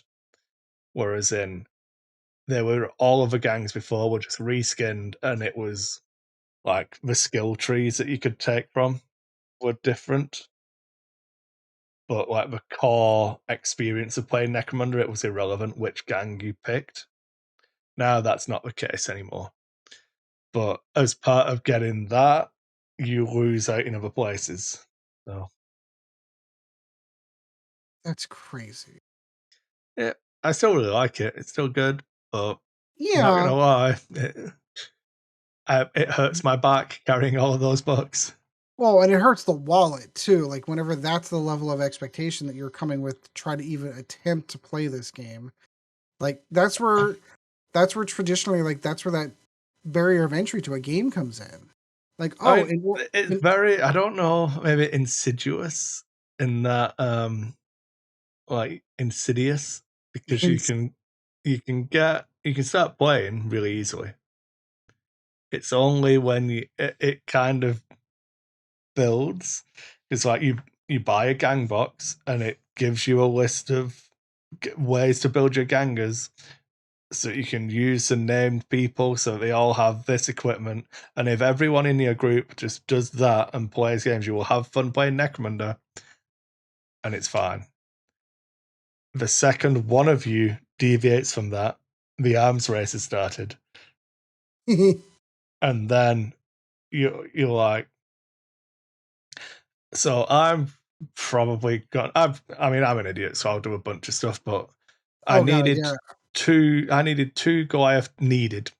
One of the tactics cards for my Slave Ogren gang is that the slaves become masters. So I can play that at the start of a game, and I get to hire 2 Goliath Jubes to take part in the battle, and then they just go away. So like, they're just cannon fodder. You just push them in front of the bullets, and it's all fine. But I needed 2 Goliath Jubes.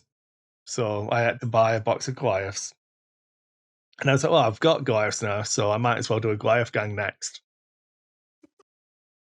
Might as well see how that works. Yeah. So I got a box of Goliaths, but then out of the 10 models, I built 2 of them to be Juves, so I've got 8 left. But then I probably need a second box to do different weapon options. So it'll be 18 models.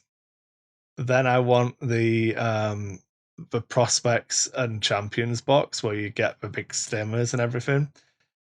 So like that's the third box, and then we do a weapons pack, and then Forge will do different head options, Yeah. and I don't know. just So keeps going. models for me, I think, is a different story than rules, though. Like I don't know. And I mean, admittedly, this is coming from a person who's played D&D for the majority of his life, who has an entire library that you can see here of first and second and third and fourth and Pathfinder books that are multiple books that have different rules and options. I get that. But this is the old. This is how these companies specifically made their money off of print media. I get that. I understand that that is the business model for those companies back in the 70s and 80s and 90s going into the 2000s. I understand that that was the business model. That's not 2022 that we're getting ready to go into. Like, do you know what I mean? Like, on if the you want, flip side of that, though, so the way I will pitch this to you now, and obviously you don't have the attraction to Necromunda that I do because you played oh Blood yeah, Bowl, not So I mean, it's we can funny because I frame was it. just looking Yeah, at Blood Bowl second season, going, yeah, we can "Where's frame this it book?" for Blood Bowl as well because that has a similar kind of thing, not to the same extent, but like it. If I do my Goliath gang, like fair enough, I'll have spent. I don't. We'll keep it in US, so we'll go House Goliath. So Goliath gang's $42. I've got two of those. Stimmer box is another 42, so that's 126 plus a weapons upgrade pack, and then I'm done. That's like literally everything I could ever need. So how do Games Workshop make more money off me? Yeah. Like it's it, Well, is it games as a service? Is that effectively what it's become? Is this just another way of having that World of Warcraft subscription? Because when World of Warcraft came, one of the things that I found, it wasn't World of Warcraft, it was Ultima Online. Because I my was gonna friend say, was really, really big into Ultima Online. And I was like, yeah, but when I bought, like, so how much it costs for a game? So, it's like £30 to go and get a game. So I pay £30, and then after a month, I can't play it anymore unless I give them another $10. yep. Right, okay, and then I've got to give them $10 a month after. But I've Perpet- paid for the game, yeah. yeah, But so perpetually. what? I don't understand, and I couldn't like. Teenage Chris was like, "No, no, man. I feel like I would rather go and buy a game and then just play it and then Yeah. be done," you know. And I understand like what the costs entail and why that works that way and all of that now. But I feel like this is a step in that direction where it's relatively cheap in comparison to play Necromunda. Like one of you is going to spend an absolute shit ton of money in your group getting the terrain. It's fucking unavoidable. Mm-hmm. Like, you can just play on the tiles and not have any of the 3D terrain, but you're not gonna. One of you is gonna sink $1,000 into terrain. Sucks to be that person, but you know, every group's got one. Yep. But for the poorer member of the group, it's not like you could get one like that is me living the dream, getting two Goliath gang boxes, a stimmer box, and an upgrade pack. That's above and beyond what you actually need. Because you would struggle to field 10 models in a starting Goliath gang. So you could be $42 in and done. Fair. So, I don't know. yeah, I don't know. I thought it was a good direction, and my hope is that they continue on in that general direction. I Yeah. get what you're saying, and so you're correct. Like if I were a 40K player and I only ever played one army, and I had aside from the fact that they keep coming out with cooler models every single time, that would still that's the reason why you get all of these individual Space Marine model releases. It's still to get that extra little hit from those folks to be able to say, all right, you really want to do this because Don't spend another $25-$30 here to go and get this model or that model. Or, hey, the new Necron releases. You want to go out and buy the Indominus box set because all the cool new models are in that box set. So you've got to go and get those, which I did.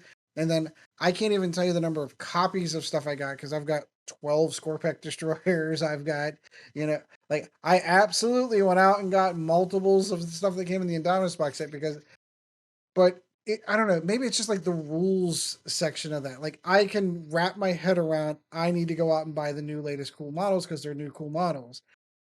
I'm struggling in 2022, getting ready to go into 2022.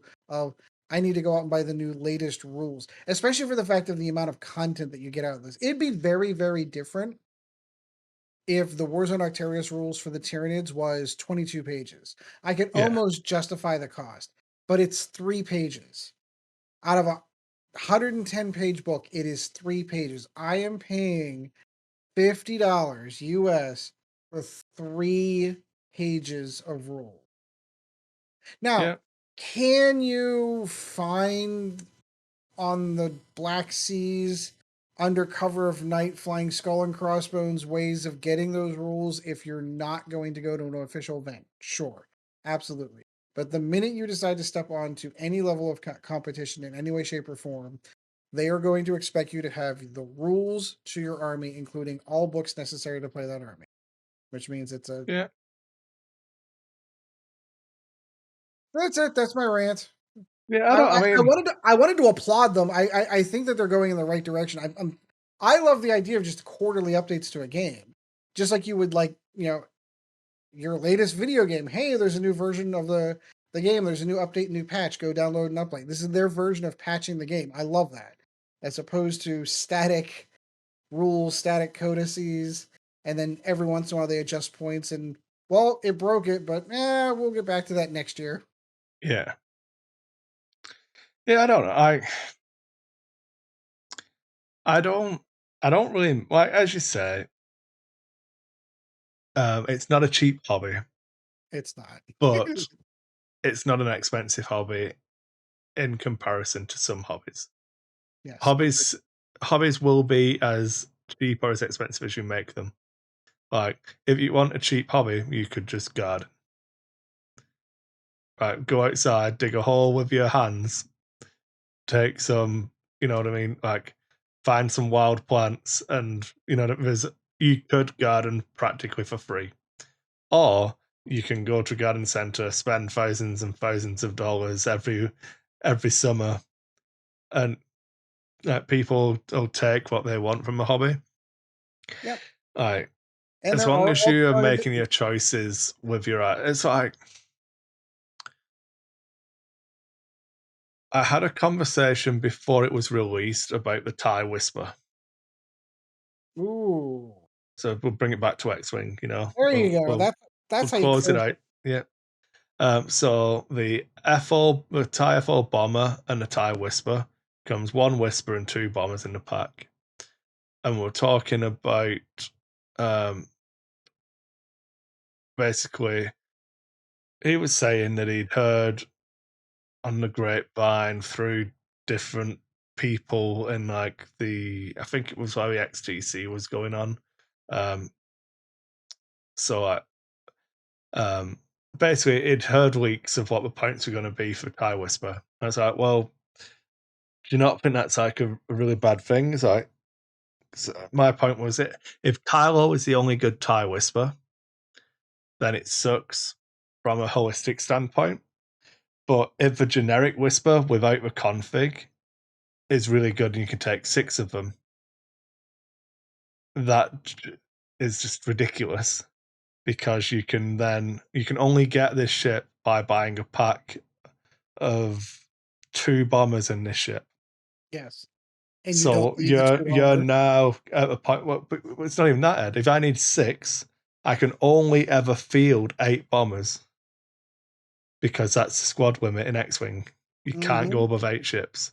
Yep. So even if points allow you to run 8 naked bombers, which they wouldn't, I would still have more than that. Mm-hmm. So like, surely anything more than at a push 4 Whispers should not be a viable squad. because is it unethical for 5 Whispers to be a viable squad when you cannot use the bombers that then come with it? And So obviously, this is a kind of a straw man argument because obviously it came out that they were just wrong with the points that they thought it was going to be, so it right. was irrelevant. Like none this timeline didn't happen. But I don't know. is it unethical to make you pay the tax of having to pay for the squad box, where you get stuff you now cannot physically use, so that you can build the squad you want? So you could go one step further. Is it unethical to make you buy 100-point epic ship when you have no interest whatsoever in ever playing the epic game to get one card, Emperor Palpatine at the time, added to your list? You paid I agree. $100 for that one card.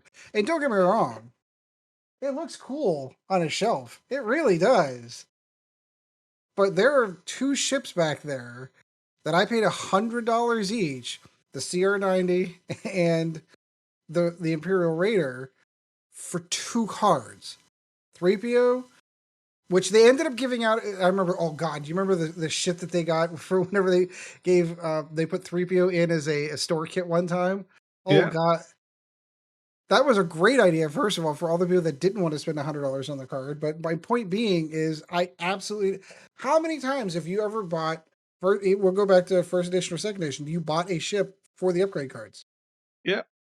I absolutely have done that. I bought multiple ships because Right. The worst ones were stuff, but not even like auto thrusters only being the Starvive pack, stuff like that. It was like I the have first four of time them. you see a specific cannon and you can only get it in one box. The second you want to run that cannon on a couple of ships, and what you Yep. do? Yep. I don't know. Maybe back then, maybe it was an easier pill to swallow whenever those ships were $15 a piece. So spending $60 wasn't that big of a deal. I don't know. I mean that. I also don't like that argument. I don't like the inflation argument Yeah. because it ignores a bunch of stuff. Like, uh, are ships actually that much more expensive compared to how the costs have changed? No, Like, no, compared to, you know what I mean? no. Like, I no, wasn't I making. understand. No, I understand what you're saying, but like the problem with that, and this gets us into a political tangent that we're probably not going to go on. But like, is that actually a problem with the cost of ships now, or is that the fact that wages have stagnated whilst everything else has got more expensive? Because I can tell you how much it costs me to get a block of butter when I go to a supermarket now compared to when I moved here, and that's at doubled in price. I can say what the price of gas was when I started driving compared to what it is now. But I mean, But just yeah, what I'm doing, I'm going on the same timeline of where the X-wing ship is now $6 more expensive, so maybe what, a 35% increase. hmm But like butter is 100% increase yeah. for me to get a block of butter compared to when I moved to Canada. No, I think the comparison I was trying to drive in was the buying four ships to get four upgrade cards for four ships that you would never intend to fly. You're just buying it for the upgrade cards. Feels a little bit different than spending $50 on a book for 3 pages. Yeah, but like, Because at bare minimum, if I wanted to, I could field those four ships that I had no intentions of ever flying. I just bought a. At bare minimum, I got a cool little plastic model that looks cool in my shelf or cool in my box. I got a whole bunch of other upgrade cards that maybe I need them later. I got a whole bunch of other material that is viable for me. I mean, For my counter to that would be, at a bare minimum, you could sit down and you could read that fluff and enjoy that story, and you could look at the artwork in that book and enjoy. Like, you could sit on the shitter and just fucking just I have drool over absolute. I've the absolutely. artwork of it. And I'm one of the few people that actually read the rule yeah, book but what fluff I in the 40K rule yeah, book. but that's what I used to do the same. I used to read cover to cover all of the little pamphlets and little bits and pieces of it. Um, but it that's part of what you're paying for. That you can, if you're one of the people who only uses those 3 pages, that's your choice. Yeah. The rest And of the book still exists. And I'm not yeah, the yeah. argument that $50 for a book is expensive is a different conversation. But you can't, for me anyway, I find it a bit of a disingenuous argument to say, but I'm paying this money for these 3 pages. You're paying them money for the entire product. It's like, Using what? 3 pages. Yeah, what would be Yeah. like? When was the last time you used the broiling function on your oven compared to it as an oven? The other day, I'll admit. No, but you know what I Oh, mean. yeah, but But beyond that, like, I couldn't tell you the last we had a bunch but like, you don't buy an oven and go, oh man, I'm gonna get good use out of this broiling function as well. Like, no, I mean, okay. Do you use the bread warmer at the bottom of your oven to warm bread, or do you use it to store the oven Yep, trays? totally do. That's exactly Yeah, where they right. go. So, how much money are you getting out? How much value are you getting out of a bread warmer? And is that the oven company's fault? Well, I mean, if we want to continue, how much use am I still continuing to get out of this library Yeah. of books that I paid cash for and I made, like specifically, like yeah. In fact, All no, right, I like you know, it's like you're wearing a smartwatch. I see. now I Yeah, am. yeah. Comparatively to using it to tell the time and how many steps you've done. How often do you use like the video call function on the watch? Do you know, do you I use that to its fullest potential? Because I know that I love buying technology and then not using it for anything other than being a paperweight. So admittedly, the thing that I use it for the most, aside from telling time, is usually the notification. So like if I get a text or I get something, I can pull my Yeah, hand up on this one. I'm even more of an asshole in the fact that, well, all right, this was a gift from my wife. So when she went to buy it, she always goes, she doesn't take me for these because these are surprise gifts. So she bought the LTE version, which means I can Dick Tracy with this watch. I can leave my cell phone behind and take phone calls off this. I have taken 4 phone calls off of my Apple Watch. I have yeah, had one for 4 years. yeah. 1 phone call a year. I'm paying monthly on my phone bill to have that ability to do that. It is its own cell phone number and everything. Like I'm paying monthly to do that. And you're right. I agree. You're all right. All right, Yeah. you've sold me. I get it. Damn you for attacking me with logic And and well, good it's not arguments. supposed to be an attack. It's just one of No, the, it's a I know. perceive. You know what I mean? It's like It's a perception. when I when get it. I people are happy to frame it as like, um, I mean, I've fucking done this as well. Like, I bought an extra Star Viper to have an auto thrusters, or I'll have bought Or a I bought weapons 4 of pack them. for a single gun. Or I fucking went and bought a Goliath gang so I can have 2 models.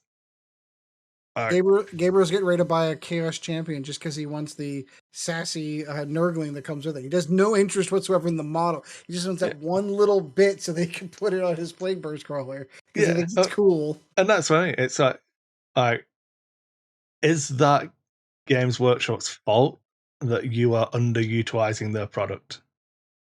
No, I suppose. Because the argument is never the inherent value of the product, because people have already moved past that argument because they understand that, you know, it costs what it costs kind of thing. Yeah, But then to start breaking it down and place your own limitations on it, I just feel like it's a disingenuous argument. I agree. You've turned me around as you often tend to do. All Oh right, well. so this one turned out to be a long one. I was trying to shorten it up for An depending hour of and 48 minutes we've been here. yeah. So we haven't hit 2 hours yet. We're Yeah. good. Oh, and like, well, there's a lot of silence to get truncated. We'll be all right. Yeah, we'll be good. All right, so that's gonna do it for this one, episode 90. We're 10 episodes away. I saw Chad in person on Tuesday and said that I don't care what day we recorded on or how we record on, he has to be here for episode 100. So All you I'm have to do is challenge him to a game of X-Wing after episode 99, so that he can come. and then either way is either going to want to be there because he crushed you, or you're going to make it a really uncomfortable show for him. That sounds like a perfect solution. All right, Yeah. Chris, you've got some paperwork you want to do before the end of the show. By all means, please do. Yeah, it's wanted to thank all our patrons again. It's getting towards that time of year where I need to go through and find out what swag I can send out to people. But it's been great having all of the support, so thank you everyone for that. You can find us to support us on Patreon, either Lack of Focus podcast at Patreon, and that one is a per episode. We recommend that if you've got like $1 an episode, that's more than enough. We don't. You can give more if you can afford it, but we never ask people to stretch themselves, especially at this time of year. If you feel like you need to cancel, whatever, just don't feel guilty. What was the thing we used? If it's a choice between a cup of coffee or giving to a patron, we'd rather you had the coffee. Yes. But it does help a lot. I did actually find out, I got an email from Adobe the last week, I think it was. Then actually converting to a Canadian pricing structure. So I actually know how much it's going to cost every month now, rather than it just being luck of the draw for what the exchange rate is. So I think we're like $5 short from the editing suite actually being covered. Yay! So I that means, Ed, that it only costs me about $50 a month to like do everything, because all the hosting stuff and everything else adds up. But Oh yeah, of course. we only lose $50 a month now. It's awesome, Good. It used to be a lot more. You can also support us through the Dice 8 Patreon, which is just a static monthly. If you just want to give a fixed amount every month, that's just Dice 8 on Patreon. You can find the VODs if you want to look at mine and Ed's charming backgrounds and ugly faces. You can find us on Dice 8 on YouTube. And yeah, you can follow me on Instagram at Dice 8 Kris. I post all of my pictures of what I've been painting. You can find the podcast on Facebook at Lack of Focus Podcast on Facebook.com. Yeah, I don't know, man. Anything else you want to plug? No, that's it. I know that the holidays are going to be coming up this soon, so I'm going to wish everyone a happy upcoming holiday whenever you do get the opportunity to listen to this. Beyond that, I'm looking forward to turkey next week. Oh, can't wait. Yeah, Thanksgiving next week. That's right. I made the joke to my youngest son the other day, like, if somehow, some way I was ever convicted of a capital crime and I was on my way to death row and they gave me a last meal and I had a meal to pick before my last meal, Thanksgiving dinner would absolutely be it. It's going to be Murder on the Waistline, but that right back onto the bike the next day. That'll work. So in any case, that's going to do it for this one. I do appreciate everyone tuning in. And as always, guys, fly high. Thank you once again for joining the Lack of Focus XWing podcast. Check out Dice Hate Productions for all of the latest episodes, and we'll be looking forward to seeing you again next episode.